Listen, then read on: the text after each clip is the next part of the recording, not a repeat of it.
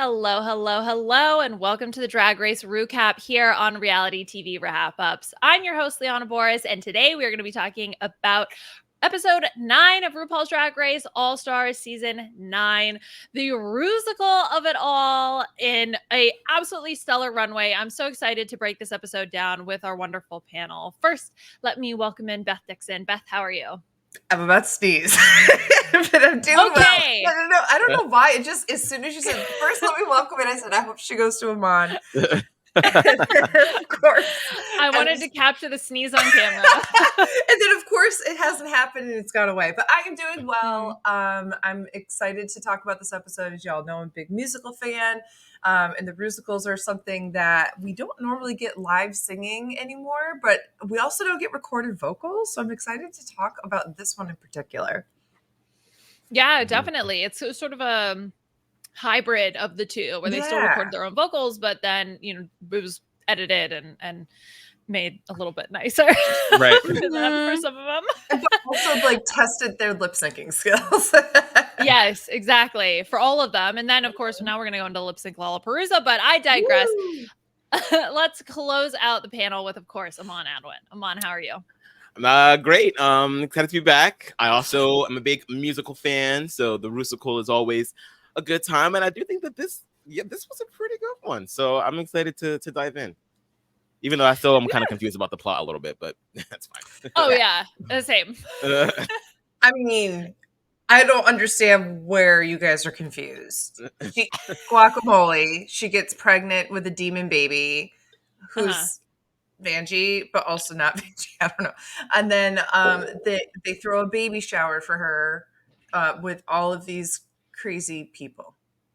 That's it. That was a baby shower.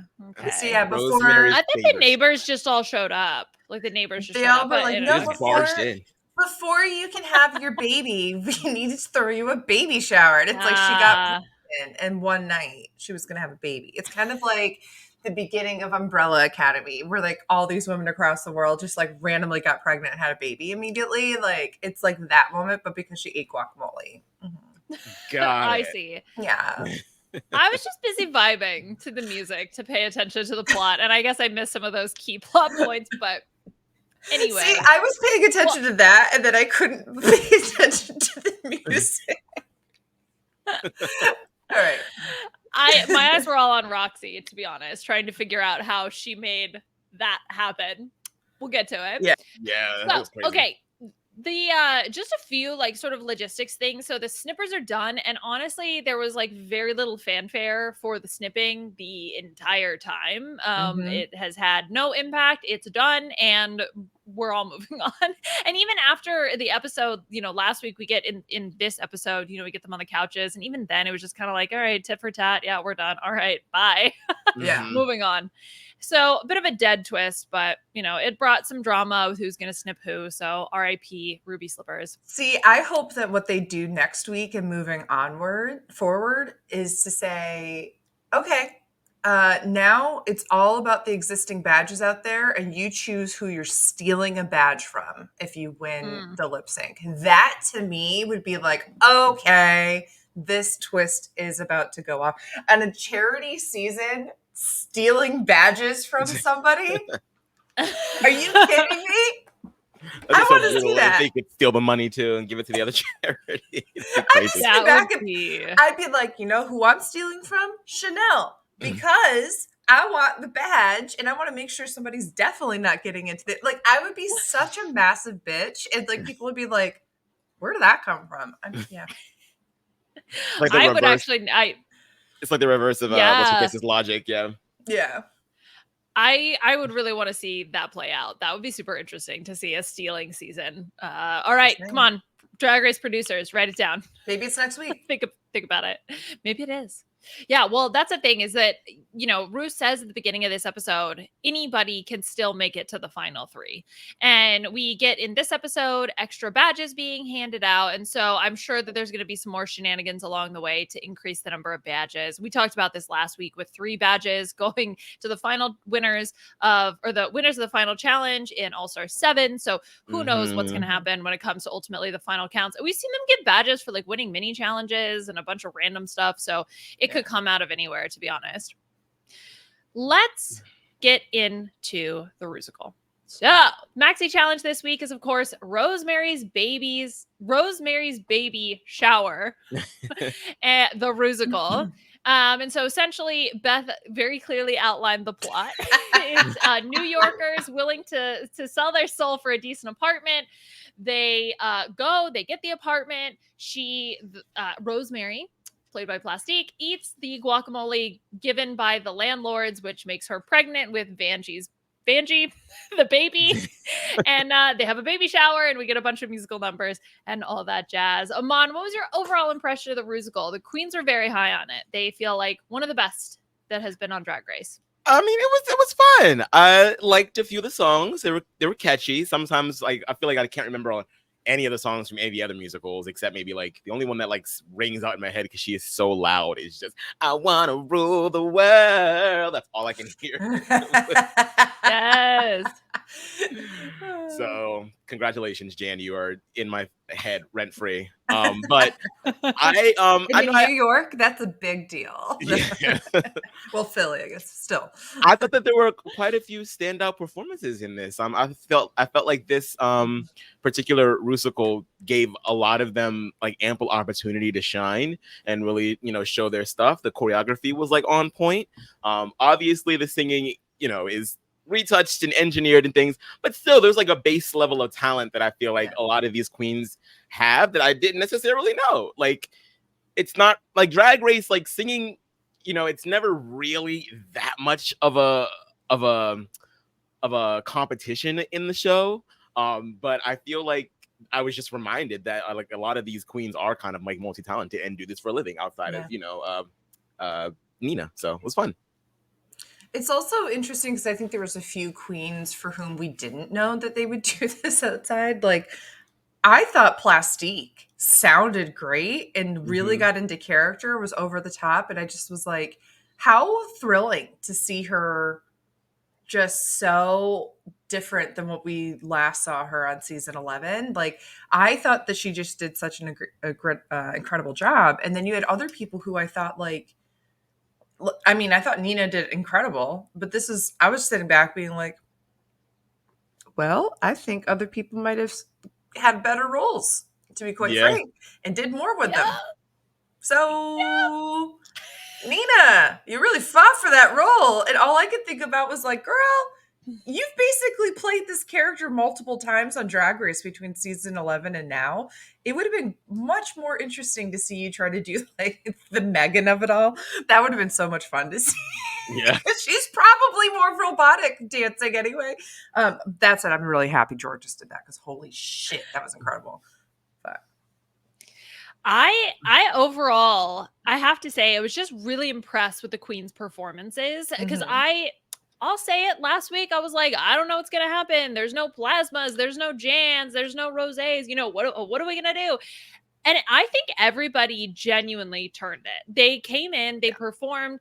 We got to see the recording as well as the rehearsals, which are always just like so fun. And it felt like everybody really kind of got it. I think they did change Chanel's choreo a little bit in the same way that I think they did with Q, where it's like, ooh, a queen's not like quite getting it. Let's kind of change up our plan. But that's fine. I'm fine with that. I love the fact that the production spends so much time and energy making like a really, really good performance. Now, I wasn't like crazy about the songs all that much. It's not like it's like, oh, this is something that's getting added to my playlist of, oh, this is something I really want to listen to. So when I think like this is a good episode, it's a good episode because the queens, I think, performed super well. And that to me is what I think I'm going to take away from watching this episode. And to me, it completely makes up for that really the acting challenge that I was just not a fan of. Like, it's made up for that somewhat.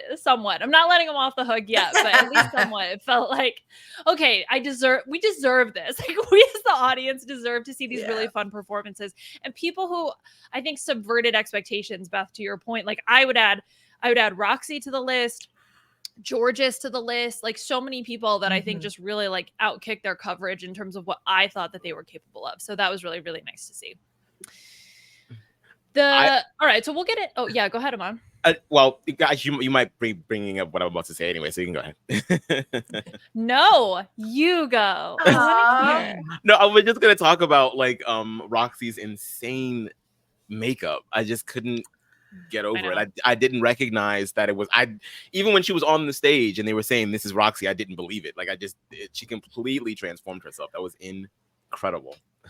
I, like Michelle, have a legitimate phobia of clowns. And so I want you all to know that this was a struggle in the best I've ever struggled with clowns, I will say, because it wasn't physically in front of me, but I still was like, I've literally never watched it or anything purely because I can't deal with Pennywise as a clown figure.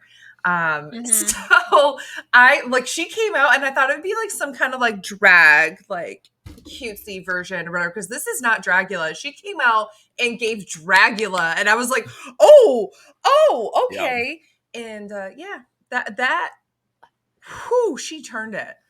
Yeah, I was so happy. So happy with that choice, because I do think that Roxy, and she, she's known for being the pageant girl, right? So you kind of expect this level of glamour. So the fact that she went like full oogie spooky, that was such a great choice, because then she walks out on the runway and looks the exact opposite. I actually thought, like, I knew it wasn't Nina West, but like I did think like for a second, like, did they swap roles? Is that Nina? Same thing. But I could definitely see it. It shows you how well Roxy transforms her body for her normal glam look, and how different silhouettes and extra material and a clown face can really change like the whole shape and such of a person. Wow, isn't drag incredible? Wow. The transformation. Holy guacamole. Isn't drag incredible? Holy guacamole. Holy guacamole. Okay. There wasn't actually a whole lot of drama from choosing the roles. Typically we can have more from that. So to me, there's nothing much. They even decided the only real conflict was between Nina and Angeria. And to be honest, I kind of wanted Angeria to get it after seeing it. Like after seeing the actual performance, I was like, oh, I feel like Angeria would have done a really good job. But I digress. She does do well as the landlady. I think so too. I felt like the gospel. Chanel and Nina would have been great as the landladies next to each other. I don't know. Yeah. Well, all right. So let's talk about each of the roles and how each of the queens performed. Before we do that, actually, the one idea I had that I wrote in my notes was Babadook the Rusical. Because if we're gonna go horror, do you guys remember when Babadook became a gay icon because Netflix accidentally listed it under LGBT? Q movie. You know what would be great? Because I've never watched it, but like if it ended up being like incredibly homophobic by accident, like you know what I mean, like, and it was just like the Babadook. That also though, like, yes, please give us Babadook the musical. Yeah, so we're gonna have another horror Rusical, please, production. Put Babadook in there. But let's go to the actual characters that we have for this episode. So first, let's talk about Plastique. Plastique plays Rosemarie. Her description was the sweet young newlywed who wants to be a mother. Beth, what do you think about Plastique's performance? Plastique blew me away. I first realized that they were lip syncing. I don't know why I didn't realize they were lip syncing when they fully recorded vocals, but I digress. Beth, you saw that scene, right? I saw that and I was like, this is so great that we're getting a chance to hear what their vocals are going to be like when they sing live. Like I was just so not there mentally. But I thought that she did much better than any of the lip syncs that she's done. So like, I won't lie that I've had kind of like this idea of like, I don't know if she's going to be good at lip syncing, but I thought she did pretty well there. She definitely still missed some of her own words, but other than that, the facial expressions, the acting with her voice, the choreography, like everything, she was really into it. It was a really good leading lady role. Like I would not have expected that from Plastique, and she blew me away. I honestly like probably if we're really, really saying who our top two were, I think she was probably my top two. Okay. Yeah. I I'm not. I don't disagree entirely because, like, I feel like, yeah, like, I mean, and she had the most work to do, right? Like, I think she barely ever left the stage. Every scene change, she was there. And she was engaged the entire time. So even if she did maybe flub some of the words a little bit, like, she had the biggest job out of any of them. And I think that she executed her choreography well. Her solo number was done to a T. So I thought that Plastique did a really, really good job in this. I believed it. I agree with that. We also got to see her facial expressions, which were reminiscent of the realtor acting improv sketch challenge thing that we kind of got to see. So that was a nice callback. I think she did a good job. I wouldn't put her in the top 2. And maybe that's because I'm more of a sucker for the Black China style cameos that kind of come in and like are a big character. That should have been Black China. We'll get to some of those later. Should have been Black China.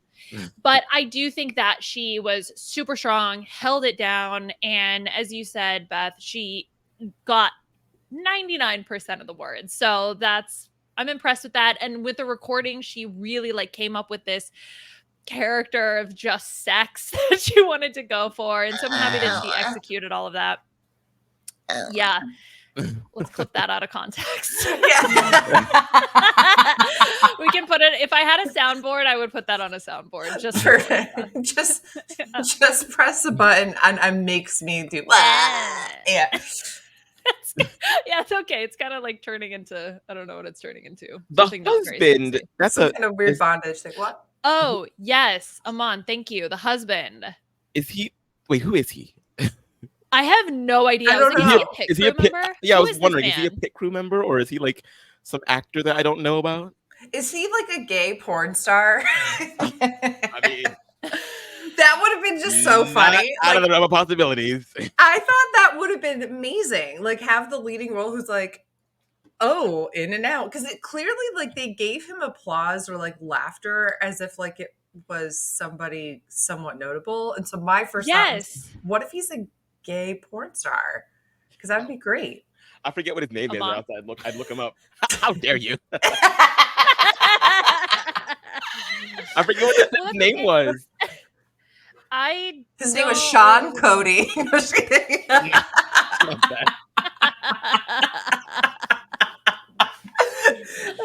I'll look into it as we're talking. I'm trying to find. If anybody else knows, I would be very curious because I agree. It did feel like there was a bit of a spotlight on him, like in the same way that for Trump the Rusical, when Ginger came back to play Trump, it felt a little bit like that. I was like, okay, I do not recognize this person. Right. So anyway, not sure. But he kind of, he's there for a little bit and then kind of like yeeted out when he went to go star in a movie. Yeah, so, I mean, I love how Ru kept fawning over the chemistry that they had when they were really on stage together for like 0.5 seconds. It's also really funny because I was sitting back and I was like, did they have chemistry? Like I think they have more chemistry than like most of the time where like a queen has to pretend a pit crew member is like their husband or something. But I wasn't like, oh my God. Their chemistry. Maybe they saw something that we didn't. Wow. I don't know. Yeah, maybe in person. Like, yeah, for sure. Because I don't think they really looked at each other. They were mostly cheating out the whole time. So I'm like, how do you have chemistry when you're just like standing side by side? But whatever. Yeah. Let's move on and talk about our 2 landladies. I want to talk about them together because they do kind of come, I think, to me as a little bit of a package duo. So we have Ruth and Sydney, which are played by Angeria and Chanel, respectively. And they are both the landladies for Rosemary, an unknown man that we will find out who he is at some point in the future. Aman, how'd you feel about the 2 of them? And Chanel obviously gets her first win here. I thought it was good. I don't know. I mean, I'm glad that Chanel won, but I don't know if I necessarily remembered her part that well, but I think that's just sort of like by design. I think that they both did a good job. I thought that Angeria obviously was funny as hell. And they did a good job of like sort of like keeping the story moving in a sense, or kind of like the Greek chorus of it all, I guess. And they sort of like helped frame everything pretty well. But I felt like they weren't the stars in the way that like some of the other ones were. Mm-hmm. Yeah, so I think what won Chanel the badge was the fact that she was absolutely into it the entire time. Like when she was in the background, I actually like saw myself, my eye get drawn to her being like very Barbara, very coffee talk, Yeah. praising Barbara kind of thing. Like it was very that. And I feel like there were moments where she literally just was doing Barbara Streisand that I thought was funny. Because she like when she was looking around, she was going like, oh, like, and I was like, yeah, that's like a Barbara-ism that people like always amp up when they're trying to impersonate her. But I thought that she did a really, really great job. And she's a good reminder that even when you're in the background, if you're like really animated and a part of the scene, it's not that she wasn't upstaging, like she wasn't stealing attention, but it was just one of those things where like she helped make the entirety of the production feel like it was working because she was so into it. And I knew if I looked in the background, I could see her into it. And it provided a sense of comfort of something that's so campy. Because if you don't have someone who's into it in the background, they're just kind of like chilling out, waiting for their moment again. It really takes you out of it. So I feel like because of Chanel, the whole production felt good. And I think that's why she deserved a badge. Jesse Patterson is his name. And yes, he is a pit crew member. Okay. Not a gay porn star. Not a gay porn star. I mean, fine. I'm going to go find his OnlyFans and say, okay. Yeah, go make your money. What was his name? Jesse Patterson. Jesse. All right, Jesse. Mm-hmm. Go make some coin. What chemistry? I would say for Chanel, on the whole, I agree with Beth that I think that her just being committed the entire time, and the show also went out of their way to show us that. They kept cutting to her, just like vibing in the background, like doing her own thing, which then made me look for her when other people were performing. And there's one moment that to me really stands out that I think is the difference between Chanel and Angeria here, is Angeria's just kind of sitting there and Chanel's like bopping in the background. Yeah. So I think that those are the reasons that make her stand out. I think the actual performance itself, I was not as like, oh my gosh, this is the most amazing thing. This is so blown away. I'm so like blown away by this, but it was really good. And I do think that you can see why she would get a badge here. That combined with her runway look, although all the runways I think were so beautiful. We'll talk about those later. I'm just so happy for Chanel. I'm really excited because the other caveat of all this is, okay, so the two winning queens both get badges to give away. And I was, in my head, I'm like, okay, so if, Chanel doesn't win, right? And let's say Nina and, I don't know, Angeria win, Gorgeous, whomstever, they could both give their badges to Chanel. And Chanel all of a sudden has two badges, but she didn't earn any of those.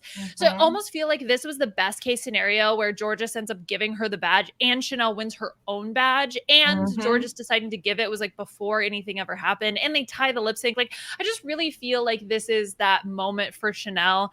I think, well, I'm just nervous this is going to be the only moment for Chanel. Right. I want her to continue to have success. But look, I think she turned it, and I was really happy that she ultimately ended up in the top. I mean, last week we talked about this. Like, if she's ever done really well in a challenge, like at this point, I want production to give her the recognition that she's been really strong this entire season. She just maybe hasn't been in the top two. She's faltered like once, maybe. And so it was definitely, I think it was a great opportunity when everybody has done so well to give her a badge and the recognition. And I do think like, I don't know if Angeria was just feeling safe or if she was, because she couldn't get snipped again. I mean, she was already snipped this week, but I actually felt like Angeria was one of the worst performances in this because she wasn't at the level of where Chanel was. I felt like you're supposed to be a New York landlady, but you still sound Southern. Like which was like understandable why she wanted the doctor role if it's going to be like a Southern Christian woman kind of thing.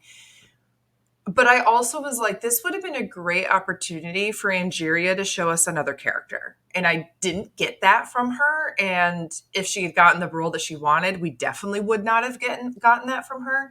And I feel like this would have been a great opportunity for her to really push herself and try to, like, if she can't do a New York accent, like whatever, but like, even if it's just like an occasional word, like try to find like a way, like coffee or doing something like, water or whatever, like it just like, get into something or whatever. I don't know. Yeah. And I That's fair. felt like her energy was low. And so I think because she wasn't as strong as Chanel, it further highlighted how strong Chanel really was.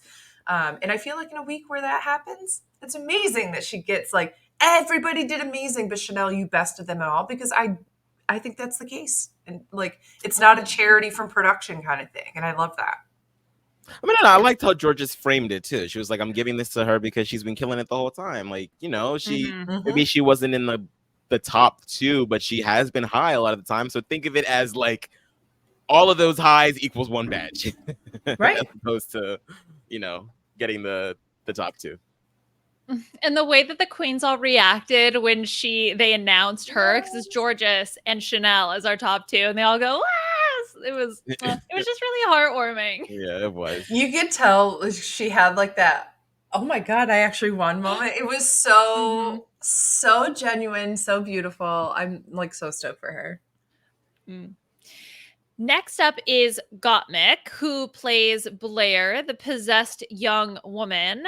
And, you know, I'm not going to lie, I do feel like the thing I remember the most is the hair, the wig spinning. Yeah, that was to sort of, crazy. mimic the head spinning. That was very cool. I don't know how they did that with if they like had to stop down and like I'm attach sure. Yeah. was it like do you think it was like one of those hats? You know those hats with the little propellers, and like it was like whoop, whoop.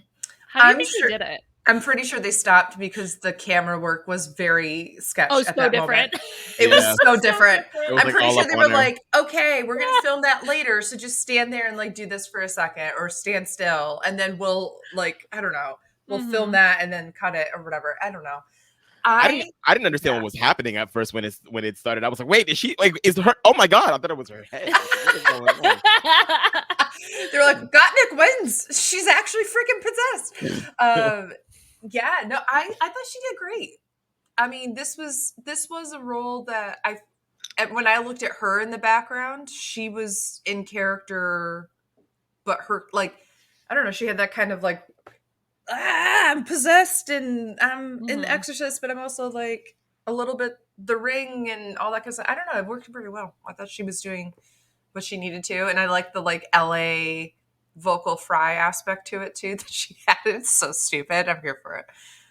I felt like maybe the reason why she wasn't like towards the top was sort of like there were times during the performance where I felt like The Exorcist was being her as opposed to the other way around. You know what I mean? Like I felt like she had like that's a big role to have and to emulate, and I feel like the role itself was doing half the work as opposed to her putting more into it. So, but still a good performance.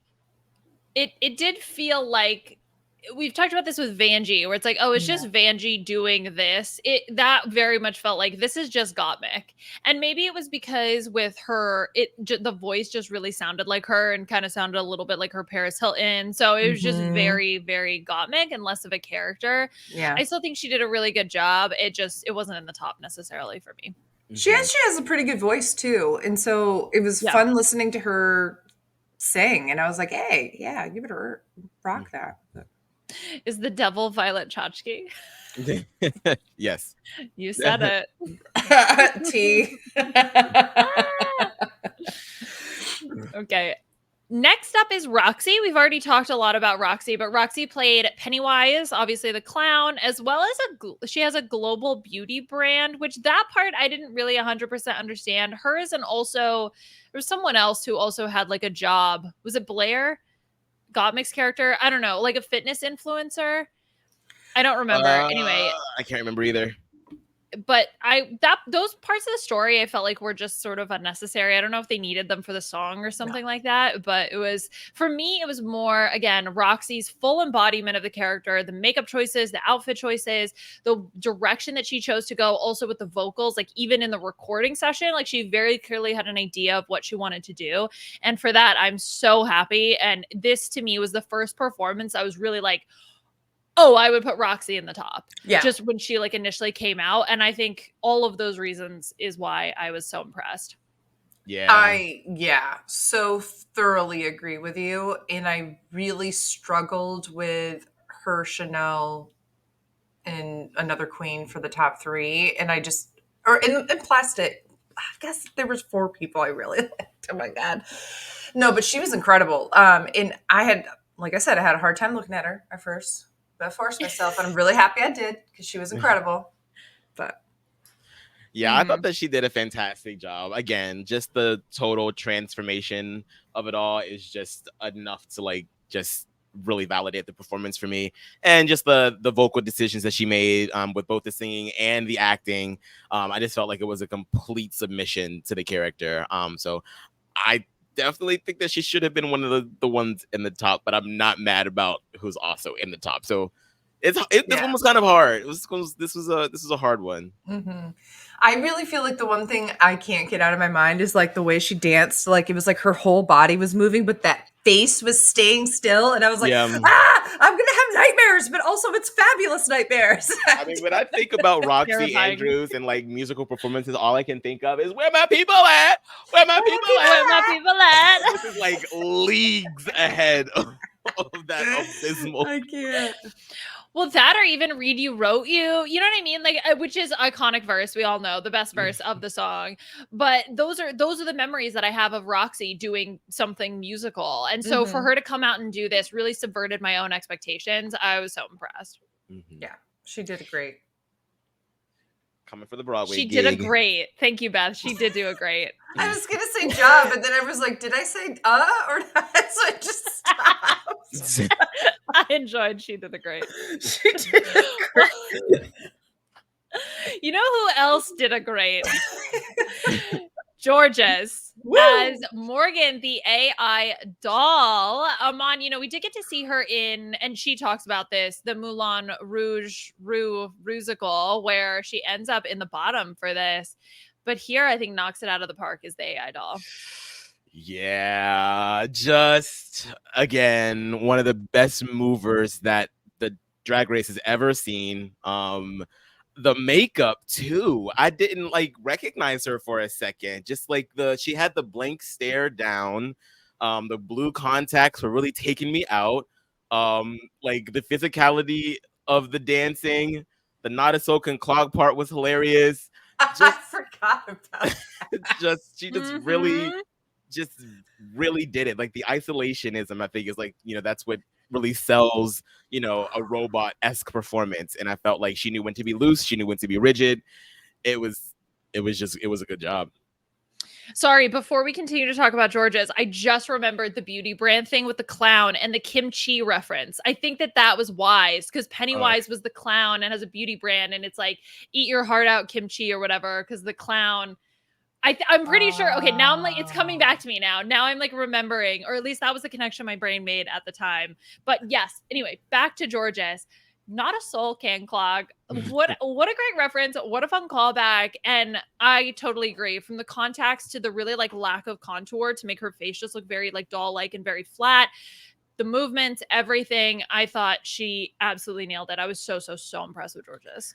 The thing that she did the best is have a blank expression, because when she performs, she's really good at like when she's lip syncing, for example, or dancing, she's really good at having her face match the moment of what she's putting out there. But when she's acting, it's very just, I don't know what I'm doing with my face.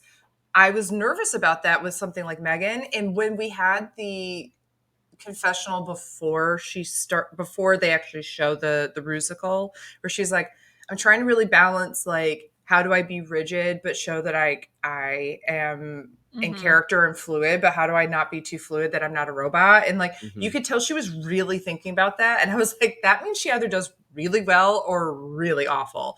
And I couldn't imagine her doing awful. So when she came out and she started doing it, I literally was like, holy crap, is she like CGI'd in some capacity? It like the movement, like she did movement that they CGI'd in Megan. Like it was incredible. I was watching her like so enthralled, and there were times where I was just like, can we just watch Georges the entire time? Georges to me absolutely was the best. Period, hands down. She was just incredible.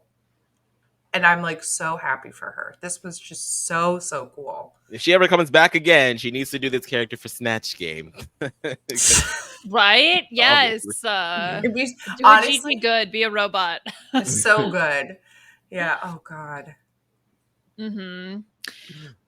So here's the thing. I actually, when it comes to Georgis's lip syncing, like outside of this, I actually don't think that she like has the best face when it comes to, or at least for her eyes. I do feel like she suffers a little bit from like dead eye syndrome, and this was the issue in the Moulin Rouge musical that we saw. Was that like it just felt like a little bit like dead behind the eyes, and I feel like this fit her a little bit. Oh, that's a really good point. Yeah. So that was I my mean, take. I don't disagree. I think you're right.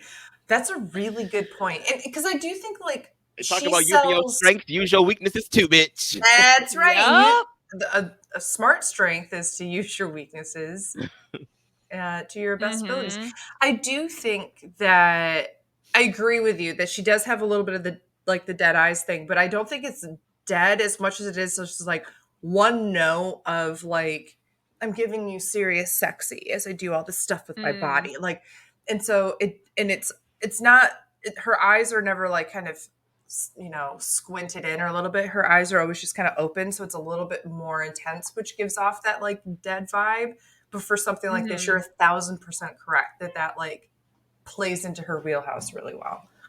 Wow, I didn't think about that. This makes sense. That last shot of her, I think she closes out the show, and it's just haunting. That's all I can say. And it's creepy. Yeah, that's the thing. It's like it was a really creepy doll. Yeah. Was it good? Creepy. Was Megan good? I never saw it, but I have friends who love horror movies, and everyone was like, it is like the thing to go watch if you're into horror movie, but also like a little camp. So. Okay. Maybe I'll watch it today. Yeah. Yeah. Let's move on and talk about Nina. So Nina plays Dr. Poltergeist, the medium. And I'm not going to lie, the one thing I do remember from Nina's performance was Angeria saying she does Broadway every week. And I don't know why, but that quote just really made me laugh. Like, she does Broadway every week. Anyway, I mean, look, Nina did a great job, but similar to Beth, felt like there are some people that I think outshined you. I think her coming after Georges especially didn't help because both Roxy and Georges had both knocked it out of the park. And then Nina, who you have high expectations for, does a good job, but not like I'm blown away. This is the most amazing thing I've ever seen job. Mm-hmm. I think that her issue here again is just like in season 11, she did like a Southern woman in like the improv scene with Brooklyn, where Brooklyn's like the hippie and she's like the trailer neighbor who's like, get out of here, and that kind of thing. Mm-hmm. We've seen her. I think that was also the season. Didn't they do like their like church gospel things to different pop icons? And that she had like a Southern woman and church woman. Then we've seen her do similar roles already. And I would have given the same exact thing to Angeria as my own criticism. I just felt like she came out and she did amazing, but it was everything we expected. And I wasn't blown away because it was everything expected. If she had come out and she had been, a completely different kind of character and did it, I would have been like, holy crap. But I think, here's the thing, though. I do think that Nina falls into a specific character actor role. And there's some people who are just really good at playing various different kinds of characters within the same realm. And I think she's one of them. But I'm hoping that this experience between last week's like construction challenge and all this other stuff is maybe having her eyes set on some things that could challenge her to be a little different and push the envelope and have someone like her who's, I don't want to say stuck, but categorized in one place to really break out of that. And I think that she will. But I think in this particular challenge, I was happy to have her there because she provided safety. But other than that, I was like, okay. Yeah, I mean, I felt like I kind of agree with what Michelle said, that, a little bit of the Edna came out, and that's not bad. I mean, that's what she does every day. But every week on Broadway. Every week on Broadway, and she's on Broadway, like on Broadway. I So know. like I by know. no stretch, I like, it's know. just kind of funny to like use that as But like she's not on Broadway. That's the thing. She's in a traveling regional show. She's not on Broadway. not She on does Broadway, Broadway but every She week. does but Broadway. it's Broadway adjacent. Okay, she's in a, and she. I mean, I saw her. Like, actually, that's so funny. I forgot that she when they stopped in Philly, I got a chance to like Oh, that's meet so her cool. in a couple years Mm. ago. She came to like one of the gay bars, and we just it was a nice conversation. She was really kind. But That's yeah, shocking. I mean, No, just kidding. Nina being can you nice. imagine Wow. Nina being a bitch? Would have What? been crazy. I She would was have so- loved that. She was That would have so made me sweet. gag in a good way. I would have been like, she was a bitch. Tell me She- more. She's like actually plain Jane secretly. No, she was really, really nice. Like she actually like wanted to talk. It wasn't like I feel obliged to talk to you because you're a fan. It was like she actually like said, hey, come over, sit down, and like we like sat and like had a conversation. It was really nice. So nice. Yeah. So yeah, it's interesting that that's sort of like the critique against her, but like I do think that like, you know, you for a horror musical, I want to be horrible. Like I want someone to like I want to be someone that's scary. I don't want to be the sanctimonious one. That's sort of like, I mean, there's comedic value there, but like because you're more of, like the straight man, I guess. But like, no, like I want to be crazy. I want to like rock thee. Like, and I feel like she should have gone that route instead. Yeah, I think that's a good point. I was trying to think like what role would I love to have seen her in besides like Angeria or Her switching. Megan would have been hilarious. I honestly like it would have been amazing in a completely different way that George's was amazing. Like, I think first of all, having like the 10-foot like football builder come out as Megan is so freaking funny to me, just period. And then I do think that she's somebody who struggles more with choreography. So having somebody who is probably already really stiff would have been amazing. Oh, no. Y'all are mean. I'm not being mean. I'm saying this is the kind of thing I think she actually would have done really well with, but it would have been very different. Right. And still done Right. a serviceable job versus I don't know if Georges could have played another role and done as well. yeah. Mhm. I'm not saying, and I should say for the record, I'm not saying that Nina would have done better than Georges. I'm just saying that I think it would have been amazing in a different way that people would have responded positively to. Right. In the same way of using your weaknesses, right? It's Yeah. that same kind of Yeah. idea. You know, Exactly. use your strength. Use your strength. Something like that. Last up is Vanjie as Rosemary's baby. Aman, was this spooky enough for you or a little too glamour? What do you think of Vanjie? I loved it. It was very like it was giving very much Unholy with Sam and Kim. It was giving Call Me by Your Name with Lil Nas X. It was so queer coded. I loved it. I thought that the song, it was the best song. Like she had like what we call in musical theater, like the 10 o'clock number, like the one that wakes you up right before the end. The 11 o'clock number. I go to bed early, okay? It's at 10 o'clock for me. Sorry, that's Ew. Oh my gosh. What? Can you like die off camera? I'm so sorry. So sorry. That really got me. And then I was like, oh, I'm going to die. Coming.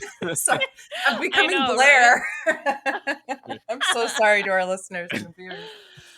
No, But that's but you too. yeah, I thought that she did a really good job. It was like she like kind of got me jazzed. She had the best song. It was funny to me to hear that the judges be like, "Oh my god, like she actually has like a nice voice," and I'm like, "Yeah, because she doesn't have to always be talking like this all the time." Like, it's amazing what happens when she's not gargling with chainsaws, you know. So, Not the Tasmanian devil. Like, what? So true, though. No, that's Honestly, actually a though, really, really good point, Aman, that she did not have, like, she didn't come on here and be like, I'm Rosemary Baby and blah, blah, blah, blah, blah. Like, that would have been, like, really expected. And she did have a pretty good voice. And I think that she brought the energy that you needed for that, like, last number as well. I don't really understand what her character's story was other than she was the baby, but that like, I don't know, like this was very like, okay, so we're also doing a little Twilight. Like, this baby is essentially happening so quickly and been born and basically an adult now. Like, I was just like, what's happening? But plus, she looks sexy in the all red. Woo-hoo. Hers is the song I remember the most and the song I liked the most. And so I think that both the having that as a benefit, plus her vocals, plus the performance, plus the entrance that she had at the end, all of that just was so great. And she stood out to me as one of the top performers. I think if I were picking like my top 4, because it's so tough for me to differentiate, but she's definitely in my top 4 with Georges, Roxy, and probably Chanel as those who I think like really performed the best. And to see it coming from Vanjie also, because she got eliminated at the final 5 in season 10. When did she come back? 11. She came back in 11. 10, 11. She came back in 11. And she also had a little bit of the dead behind the eyes like performance aspect when they were doing the whatever their number. So I was happy that she got to, in my eyes, at least a little bit of a redemption. No, this was the one that they performed at the end with Silky and Brooklyn. Oh, and, yes. You're hot like a potato, or like a mashed potato, the Idaho potato. That lyric. What was that one? I mean, I don't know. My agitation. These tits are tough. Like what? That one. I can't remember the name. Whatever. No, I'm like impressed you remember any of that because I don't remember any of this, and I'm just sitting there and I'm like, what the fuck are we watching and recapping every week? I'm as hot as a mashed potato, Idaho. I don't remember anything though. It's just a series of words that vaguely connect to the thing that I'm trying to describe. And then only like, how well she did when she was the guacamole. Like, yes, you remember Holy Guacamole? Holy guacamole. Exactly. Bitch, she's on point, literally. So, okay. Shout out to genuinely all the queens. Like, I just think that this was really fun. Even I'm giving my top 4, but still, I think everybody really performed their heart out. And it was just so fun to see. And so I appreciated all of that. Can I just give Vanjie some flowers for a few things? I feel like I've been not weirdly, but I feel like I've been like more critical of her because I always just expect the same thing from her, just like I do other people, but other people have been like more successful this season than she has. I loved how genuinely choked up she was at the idea of being there and that the experience was going to end. And that we've gotten this through line the entire time that she's just so genuinely happy to be there and that she's having fun. And she recognizes that this does nothing to add or take away from her value as a drag artist. And you can tell that she's there to have fun with her sisters, push herself, and be in the presence of RuPaul and to hear criticism, positive, constructive, whatever, and try to grow. And that does not come across from a lot of people on Drag Race, especially on All Stars. It is so absolutely, and I know it's a charity season and we've had more talk about what it meant to be on this particular season, but it was really, really beautiful. I thought that moment really got to me yesterday. And I just wanted to say I've loved watching that with Vanjie. Yeah, I agree. That got to me too. I wanted to talk about that because it felt like a moment of lucidity for her where she would just had this moment of like, yeah, like this. I just like watching someone be so grateful for an opportunity, especially when we know her story. Like she was the first out on season 10, and now she is like one of the most recognizable queens from the entire franchise, and she's had so much success over the years, and I think that she really just appreciates the fact that like she would not be here if it was not for this show and for the fans and all the stuff that she's gotten. So like yeah, I just really it's just heartwarming to see someone like feel the love and feel grateful for what they have. So go Vanjie. I still want her to win. I still want her to win. I love It's not gonna Vanjie. happen, but It's still a possibility. That's what Ru says. that's true. Any of you can make it to the final 3. We'll see. Maybe not anymore. I don't know. We'll find out. Let's go through the runway looks. I have a feeling like my critiques are all going to be essentially the same, that this was a stunning runway. Bring back my pearls. Also just a very clever title. I think this episode just nailed it. First, we'll talk about Plastique. I mean, come on. It was incredible. This to me should be a Met Gala look. Like if there was ever a theme that this fit in, like let's send another drag queen. Let's send Plastique. If Plastique doesn't get an invitation to the Met Ball, what are we doing here, people? What are we doing? What are we doing here? Like if Jeremy Scott, for example, is able to take somebody else like he did Violet Chachki, I think Plastique is the one that should be next on his list. And it's just like, oh my gosh. It's just so immaculate. And the makeup too, like just like I love the shading of white in the hair when it meets her forehead. It's just so good. It's like it's just sculpted like a, I don't even know. Like apparently I was mistaken all the way back in episode 1 when I said that she apparently said that she spent around $200K on her packages this season. Apparently she'd never said that, but I don't see how she didn't, because this looks expensive as hell. Okay, this looks like it costs like a year's worth of my rent. Like, I know. Yeah, it's a toot. It's stunning. Shoot. Shoot. Angeria. Oh, and I loved Angeria and Untucked, just living. She apparently was out there for a very long time. The judges knew that she felt like a charisma, uniqueness, nerve, and talent, as Michelle says. She was out there just living her best life, and I think she looks absolutely beautiful. I've loved that moment in Untucked when they're like, we knew it was, you were feeling yourself because you were taking forever out on that runway. They're like, you got to give us a little walk of what you were doing. It was so, so cute. And like, I agree, like her makeup, you can tell she was like, you can't take me. I am above you all. Take a look. This is sick. This is so stunning. And I don't know why I didn't expect this from her, because I do think of her as being like a very glamorous queen, but this was not necessarily, I don't know if it was just like the feathers, or whatever. It seemed different from her. Love. My only critique about it is like, I do think that from afar, because of all the bright lights and she's wearing white, obviously, it can get a little washed out and I lose the form of the dress a little bit. Because it did take me a little bit to understand like what the silhouette was. But then once your lines follow the line down, it's just, it's everything. It really is. I'm not going to lie. You know, the Cake and Candy song that we were talking about last week, I sat here and I was going, pearls and feathers, pearls, pearls and feathers. That's good. perfect. Chanel is up next, taking a very different interpretation, especially from the previous 2 looks, that this is pearls in the future. Stunning. I love it. Pearls in the future that also look like alien, that also look like iridescent, whatever the boil disease is that you get. I'm so sorry.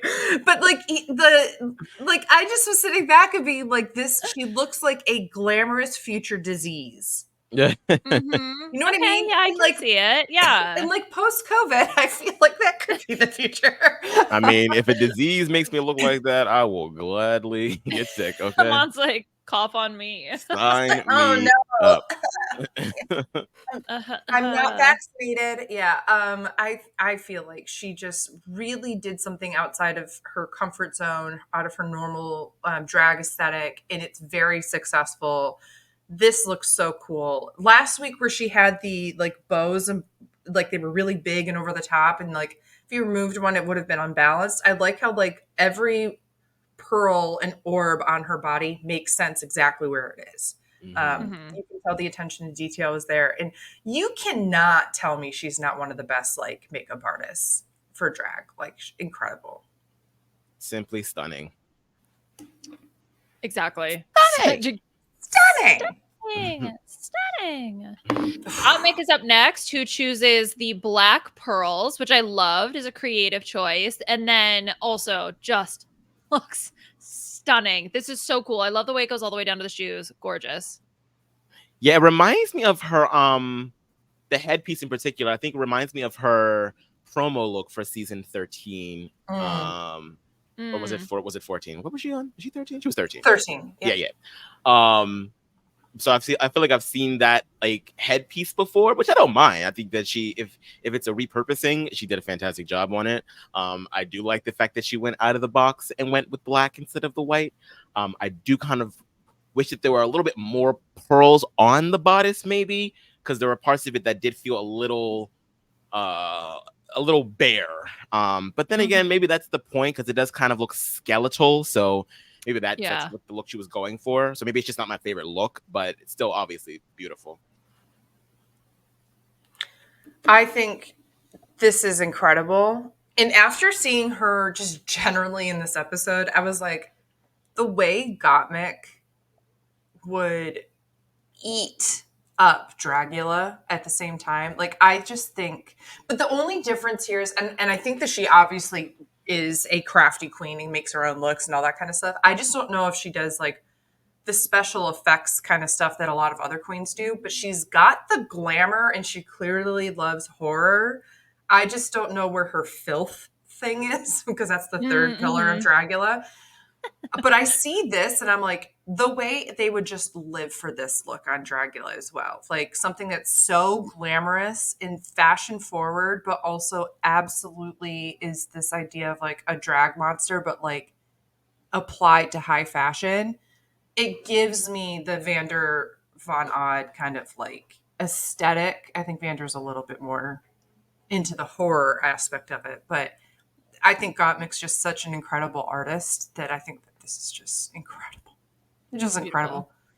Beautiful. Next up is Roxy. Beth, you had a reaction to Roxy's look. Something, perhaps it reminded you of something else. It did.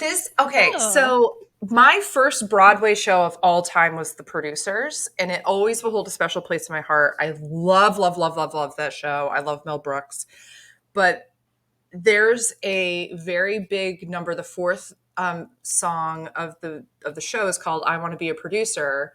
And they have, and he says, beautiful girls wearing nothing but pearls. And then all these dancers come out that are beautiful girls wearing nothing but pearls. And they do kick lines and all this other stuff. It looks very similar to this, including like the hair, like wig pearl thing. And I just, the entire time she was out there, I was like, if they had had a thick and juicy, curvy, beautiful, buxom baby out there who had done that number on Broadway or in the movie,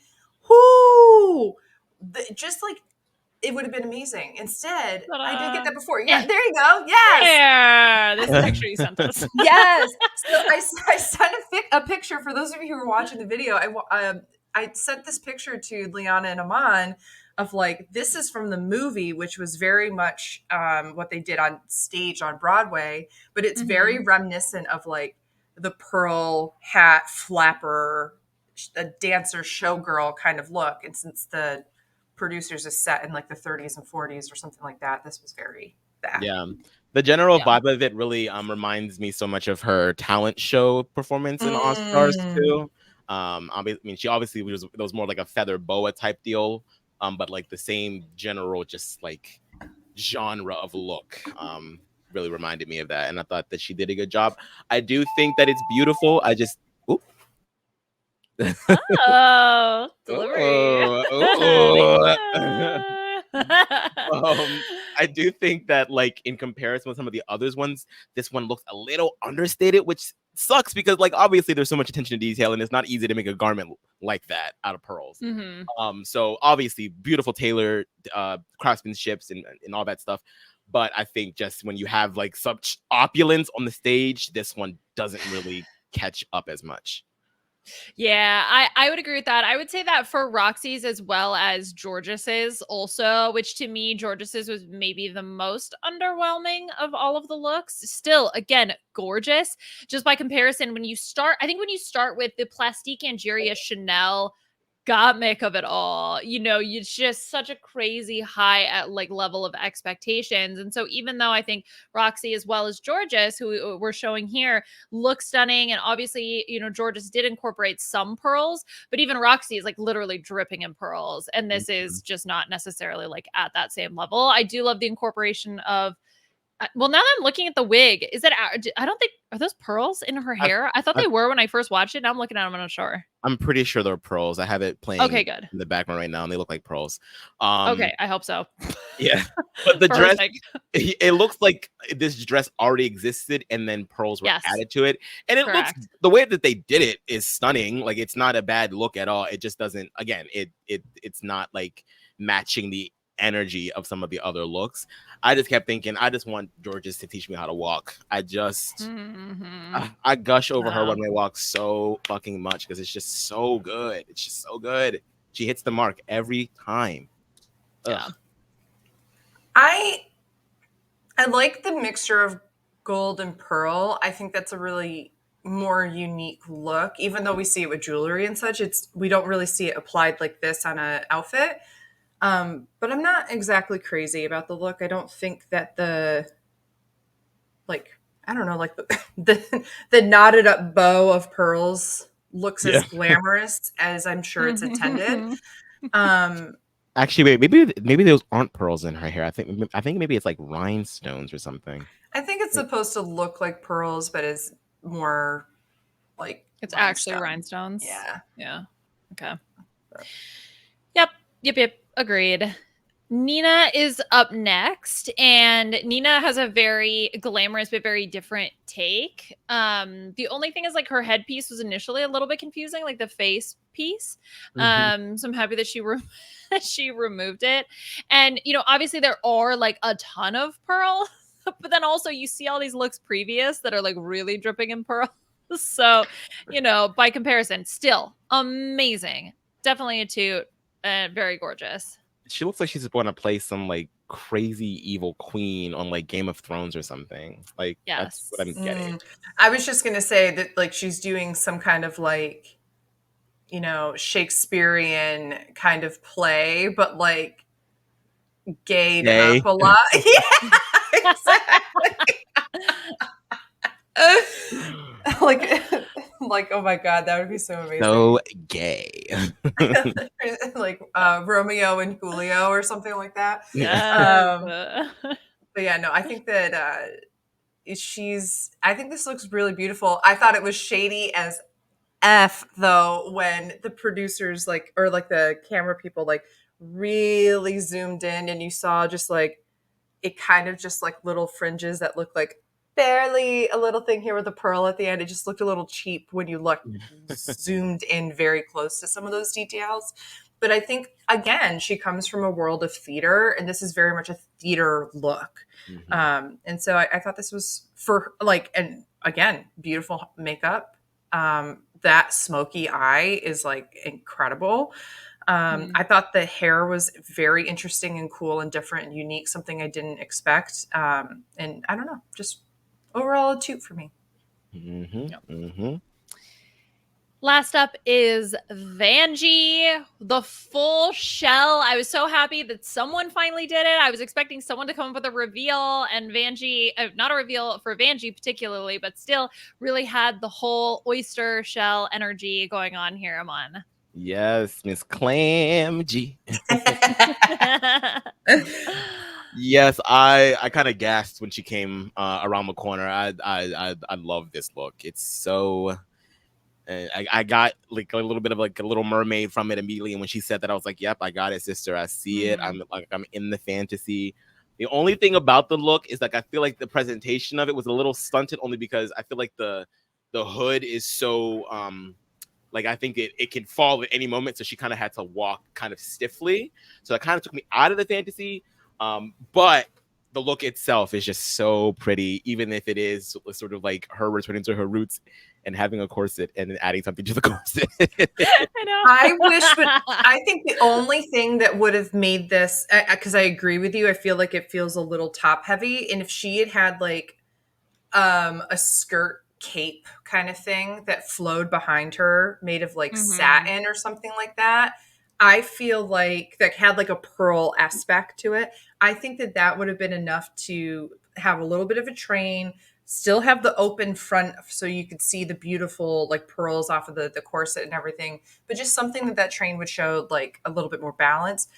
I also sat there and I was like, it would have been cool if she had painted her face like a pearl because Yeah, I was she's thinking in the the same middle thing. of the shell. But she Hmm. also looks so beautiful as is. And I'm like, I don't know if I really needed that because I think her hair kind of gives that off. And clearly she's got plenty of pearls on her. So but this was beautiful. She has just looked so stunning this whole season. She really has. And I love I think someone on here a couple weeks ago said you're not the biggest fan of like her paint, or maybe it was you are the biggest fan of No, her. it was me. It was her. It was one of the weeks because she is using her natural eyebrows, and Mhm. then she's like really toned down a lot of her paint. That's more like quote unquote natural. But like these are the moments where it looks so good. Oh yeah, and that's the thing is I think what her drag is off of the show is more like that mug goes with it. And I think when you're on Drag Race, obviously you have to think about cameras and the lighting of the stage and all the other stuff that can be a little different. But she is just so stunning, and I can tell this is more in line with the kind of thing that maybe she wants to bring to different shows that she does. Yeah. Yeah.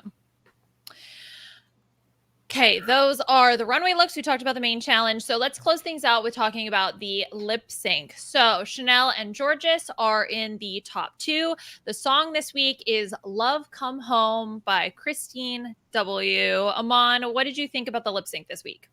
It was good. I'm kind of actually having trouble remembering what they did. That's exactly Yeah, correct. exactly. Yeah, I'm I'm pulling it up not right now. surprised. I do think where the charity of this season came in was giving For both Christine. a win. Oh. Also that. Wait, what happened? I missed it. I'm sorry, but the song kind of went nowhere. The Like, song was awful. I'm sorry, Christine W, whatever your name is, and that you were on there. And I know you're an icon and awesome and all that stuff, but I liked it at parts, and I was like excited for the beat drop, and I was like, okay, where are we going? Where are we going? And then it just kind of like, and it was like the same words over and over and over again. And I was like, for a lip sync song, like yeah. this is just not like quite what I want. And also, I think I was excited to see the difference between Georges and Chanel, with Georges being like, this is new, and Chanel being like, I am a staple of drag, and like how the two were going to bring differences to the performance, which we did get to see here. And I think, Chanel in the beginning for me, like really killed it. But then unfortunately, because the song went nowhere, she kind of had nowhere to go. And then Georges, I think, kind of picked it up towards the end. So, I was okay with them ultimately sure. tying because, it was just it was fun. I thought the most entertaining part of the lip sync to me was all of them cheering and Vanjie being like, yeah, I'm a cheer. They got 2 badges. I play that game, girl. You better play that game. She's like, I'm cheering, even though there's nothing to cheer for. I'm cheering. And I was like, I love you. But it's so true. Like, I kind of felt like there was a moment where I thought Chanel was going to fall. And then I was like, oh, and then she didn't. And then she tried to play it off as if it was something. And it was like, okay, well, she's in the moment. And then Georges did like a weird flip at a moment that didn't make sense. And I was just like, okay. I thought that they were going to be like, neither one of you won this lip sync. Like, I thought that's what RuPaul was going to say. And then when he's like, you both win, I was like, honestly, that's the way to go on a charity season. Yes. Give them both the win. Give them both money. They're both mental health organizations. I love that Chanel gets money for her charity, on top of the fact that she's getting 2 badges in this episode as well. Mm-hmm. Exactly. Well, so that's the other thing is that, and correct me if I'm wrong, but I think the last time they had to give away badges, they had time to contemplate and decide. Like they didn't have to give it away right away, right? When they gave away the badges last time. Whereas this was immediately, okay, you tied, great, you get a badge, great. Now you got to give away a badge right here, right now. And I wonder if part of the reason why they did that is because they were hearing in the workroom and in confessionals what was going to happen. And essentially it was like, well, George is going to give it to Chanel. Chanel probably give it back to Georges. Like, let's just sort of like yada, yada through this. There's not a lot of drama or, they're not going to give them time to like plead their case or whatever. Cause it's a little bit of a foregone conclusion, especially with what Georges was going to do. Then I think it was a question about like, okay, what does Chanel do? And she made, in my opinion, the most amicable decision to just give it right back to Georges. I just also think too that like if I were in the top 2 with whoever, I would have also just said I would have been open. I'm gonna give my badge to whoever the other winner is, unless it was like Chanel didn't make it into the top 2. I probably would have been like, if for some reason Chanel's not in the top 2, I'd probably give her my badge. Otherwise, I'm probably going to just so y'all know, if I'm in the top 2, I'm probably going to give my badge to somebody else, the other person who won, purely because I think that's the most fair. But I just generally feel like too that I think what from a production standpoint as well, when they gave the badges in All-Star 7 as well as earlier this season, it's because they still did the plunger and the scissors, and because that's not there anymore, it's like they wanted something at the end of the episode that added a little bit of like drama or something. So I think that that's why they did it, was because they didn't have anything to cut. They're like, all right, now you both win and dance. And it's like, no, let's have one more little moment of like suspense beforehand. So I think that's why, and I think it makes much more sense to do it like that. Put them on the spot. You just won. You're out of breath. Go make a decision that may or may not upset other people. I'm here for it. Yeah, make some more drama. Come on. God. Well, so what does this mean now? Like, what's the badge count now? So it's Georges, Roxy, and Plastique all have 4. 4. And then Gottmik, Angeria.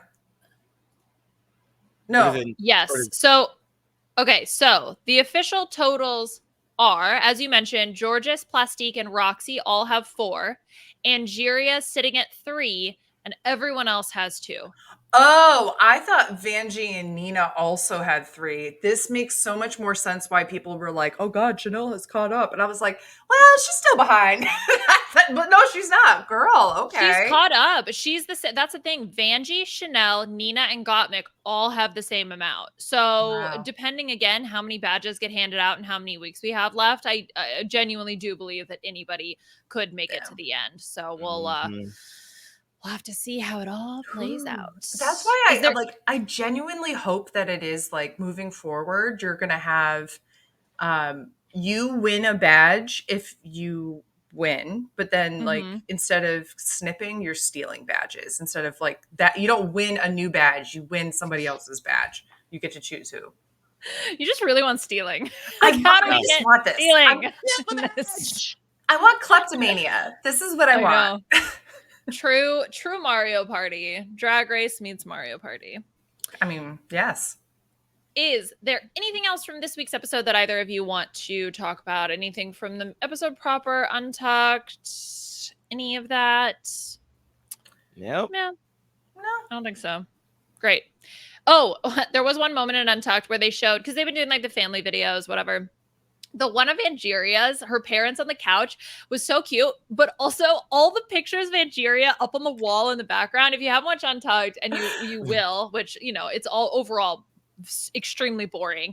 But if you do end up watching it, look for that moment with like these almost like shrine of photos, but also in kind of like a high school portrait photo way, a little bit, or like the glamour shot sort of style. It was very much enjoyable, and I totally loved it. When I was younger, and when I was in college, my parents had put a few of my senior portraits across, around the house or whatever. But there was this like little end table that my mom like put a few candles on and a lamp or whatever, and then it had my photo, but they chose like one of the black and white photos that had like a little bit of like this dead. So it had candles around it. It looked like a vigil to me. Every time I would come home, I'd be like, what is this? And they were like, isn't it cute? I was like, are you guys like doing some weird witchcraft and like trying to connect with me? I'm just a phone call away.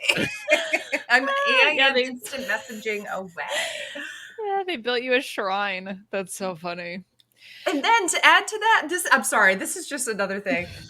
We had a Turkish exchange student who came to our school, and when she took a photo with my parents and my brother, I wasn't home, and she wanted me in the photo, and I wasn't. So they took a huge picture of me, my senior photos, and took a photo of all of them holding one of my senior photo photos of you. And it was in like, you can see the vigil table in that one too. So it just really looks like I died. And like, oh my God. Like when I went to college, I was essentially dead to my parents, apparently.